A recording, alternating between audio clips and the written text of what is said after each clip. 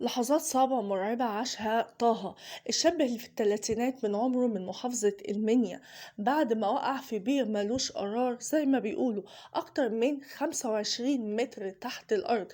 بير ضيق جدا، هوريكوا صوره وهعرض لكم فيديو لمحاولة الأهالي إنقاذه. هنكشف عن تفاصيل كتيرة جدا، إيه اللي حصل لطه بعد كام يوم من سقوطه في البير. هل كان فعلا عايش وكان بيتواصل مع الأهالي، وبعد ساعات فقدوا التواصل معاه؟ طب هو عامل ايه دلوقتي؟ عايش ولا ميت؟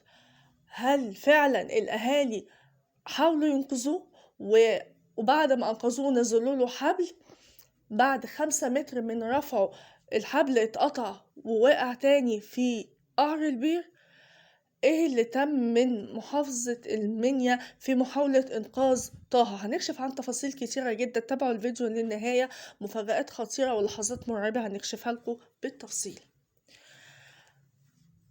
المحافظ اللواء أسامة القاضي طبعا هو بيأكد إن هو بيتابع باستمرار تداعيات الحادثة لطه.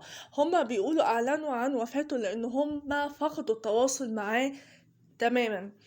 بيقولوا ان هو فعلا بعد ما وقع الاهالي بلغوا، وهم قالوا ان هم هيبعتوا لهم المساعدات على الفور. فالاهالي يعني ما قدروش يستنوا وخافوا جدا، وكل واحد جاب اللودر بتاعه وحاولوا ان هم يساعدوه بأبسط الحاجات او اللي في امكانياتهم، سواء بالحبال او باللودر بتاعهم. فبيقولوا فعلا ان هم حاولوا يرفعوه وفعلا نجحوا ان هم يرفعوه، لان هو بيقول ما قدرش، هم على كلامهم بيقولوا ان ما قدرش يربط الحبل حوالين جسمه لانه قال لهم ان ايديه متكسرة. بيقولوا حاولوا يرفعوه لمسافة حوالي 5 متر، بس بعد كده الحبل اتقطع لان البير يا جماعة زي تحسوا ان حجر جدا وناشف، فصعب ان حد ينزل فيه غير لما يتكسر كله. فالحبل اتقطع ووقع تاني بطه في قعر البير. الأسامة القاضي محافظ المنيا قال إن هو بيتابع تفاصيل وحادثة وفاة أحد أهالي قرية عزاء تابعة لمركز المنيا بعد ما وقع في بير بالظهير الصحراوي الغربي، اللي توفى على طريقة الطفل المغربي ريان. وتجرى حاليا عملية استخراج الجثمان، عدى وقت ولسه مش عارفين يطلعوا الجثمان لأن البير ضيق جدا. وده فعلا اللي بيفكرنا بالحادثة الأليمة للطفل المغربي ريان. بصوا يا جماعة، هنا طبعا الناس كتيرة جدا.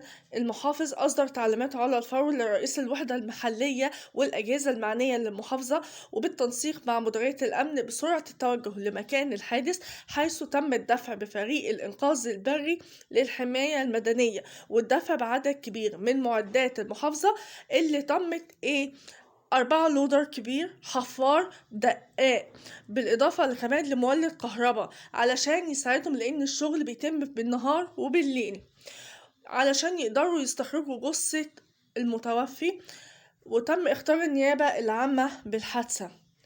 طه شاب في الثلاثينات من عمره زي ما قلتلكوا، عنده طفلين، مش طفل زي أكتر الناس ما بيقولوا، طفل 4 سنين والطفل التاني عنده 2 سنين.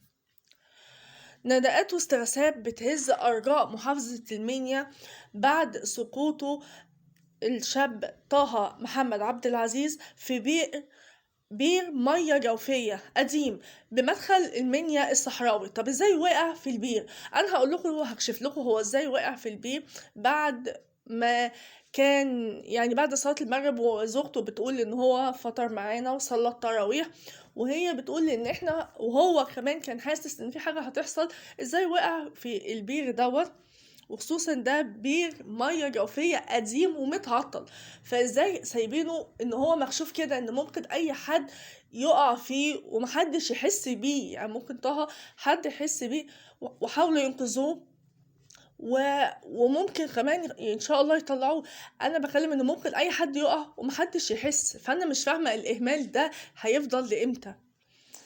بيقول إن هو في مدخل مدينة مدخل المنيا الصحراوي الغربي، حيث ظل طه داخل البير المظلم اللي عمقه 23 متر لأكتر من 24 ساعة، لما كان ماشي في الأرض الصحراوية بعد صلاة المغرب. تلقى اللواء محمد مصطفى ضبش مدير أمن المنيا اختار من سكان عزبة حامد عزاء في قرية طوخ الخيل بمركز المنيا بسقوط مزارع في بير مياه جوفية عميقة تبلغ 23 متر في الأراضي الصحراوية غرب المنيا. وهنا محاولة من طبعا القوات اللي بيشتغلوا علشان يحاولوا هيشوفوا هيعملوا ايه ويطلعوه من البير ازاي. انا هوريكم المنظر مخيف ومرعب جدا، وللاسف اللي شفته في اخر البير بعد ما نزلوا حبل وموبايل عشان يشوفوا ايه اللي في اخر البير انا مش هقدر اعرضه لكم لان المنظر بشع ومرعب جدا.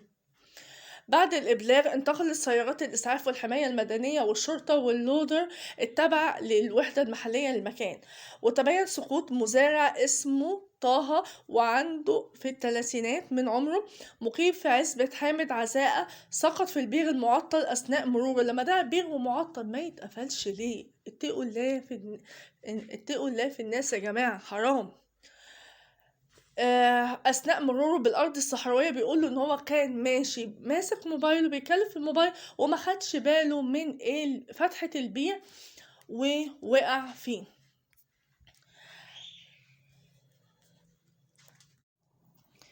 بيقول المزارع حاول ان هو يتواصل مع المرافقين وقال لهم ان هو وقع واتصاب بكسر في الدراع، وتم تجهيز حبل ان هم يسحبوه، بس للاسف كل المحاولات فشلت.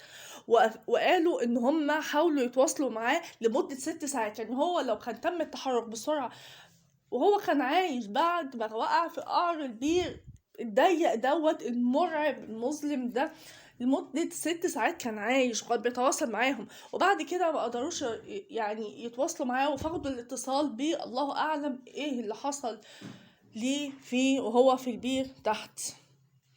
لحظات فعلا ربنا يتولاه ويرحمه برحمته، لأن أنا شفت المنظر تحت مش هقدر أعرض لكم. بيقول تجمعت المعدات التقيلة في موقع الحادث في محاولة تانية لحفر بير حوالين البير أسفل لاستخراج جثمانه، بس علشان في صخور في الأرض ده أدى لصعوبة عملية الإنقاذ ليه. وما زالت المحاولات شغالة علشان ينقذوه. زي ما شفتوا ده صوره مع ولاده الاتنين 4 سنين وسنتين، وده صورة من البير. وهوريكم كمان فيديو لما نزلوا الحبل بالموبايل عشان يشوفوا او يحاولوا يشوفوا ايه اللي في قعر البير وهو حالته عامله ازاي والبير من جوه عامل ازاي. تخيلوا بقى هو واقع جواه او في اللحظات المرعبه وهو بيقع فيه، فتخيلوا المنظر عامل ازاي. ولسه محاولات شغاله، وده الحبال اللي كانوا بيحاولوا ان هم يشدوا بيها، وفي انتظار ان هو يتم استخراجه حي او ميت. وربنا يعجل بالموضوع لان فعلا الموضوع محزن جدا. وانا شايفة ان المجرم الاساسي في الموضوع في الجريمة بتاعتنا اللي حصلت النهاردة، انا مش مسميها حادثة، مسميها جريمة، لان المجرم فيها هو الاهمال. مين بقى صاحب الإهمال وكده؟ بس لابد يتحاسب محاسبة شديدة جدا على إن أسرة ضاعت بالعقل بتاعها، بالأطفال الصغيرين اللي لسه ما شافوش حتى نور الدنيا ولا قدروا يشبعوا من أبوهم. حسبي الله ونعم الوكيل. شوفوا معايا الفيديو.